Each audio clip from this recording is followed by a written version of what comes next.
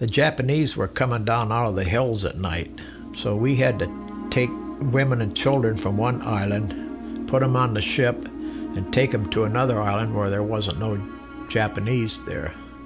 And this one woman was on there, she was pregnant, and I was helping her. We was going to take her down to sick bay, and as soon as we got her on the ship, she laid right down on the deck. The baby started coming out. And I was the only one right there beside her. And the deck of the ship, it was hot. It was about 112 there. And that steel deck was so hot, I knew if the baby had hit that deck, it would kill it. So here I am, 17 years old, or just going on 18, and that baby's coming out. I thought, oh God. I kept hollering for a medic to get up. But anyhow, the baby come out. And I was holding the baby. This other guy come up and he says, well, you're going to have to tie the cord off and cut it. And I had my knife with me, and I took my knife, and after he tied it off, I cut the cord.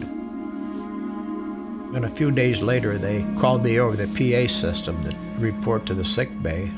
She wanted to thank me for helping her with the baby, and she let me hold the little baby. It was a little boy. Nice little boy. He's a cute little baby, but I didn't want to go through that again. Everybody from the ship, they called me Dr. Don. I says, yeah. I said, Dr. Don's out of business. I said, that's for sure. Don's time in the Philippines was relatively quiet. Occurrences of enemy activity were few and far between. Each day was almost as normal as it would have been back home. One Sunday I didn't have nothing to do, so I thought, well, I'd seen a church up there. I think I'm going to go to that church. There was a man, a woman, and a girl sitting in front of me. Her name was Lestrina. They wanted to know if I would come up for dinner. I went up for dinner, and we talked, and I was telling them about my life back in Ohio, and they were such a nice family. It was a wonderful family. One night I went up to the house, and he told me, he says, if you consider staying in the Philippines here, he says, you marry Lestrina and you'll never have to work in your life. She was such a nice girl. She really a good Christian girl, she was. Just as pretty as could be.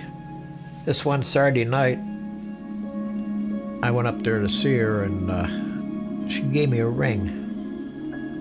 She gave me this ring, and she wanted me to come up Sunday for dinner, and I told her I would. The next day I come up, and there was a bunch of people there, and her dad come to the door, took me by the hand.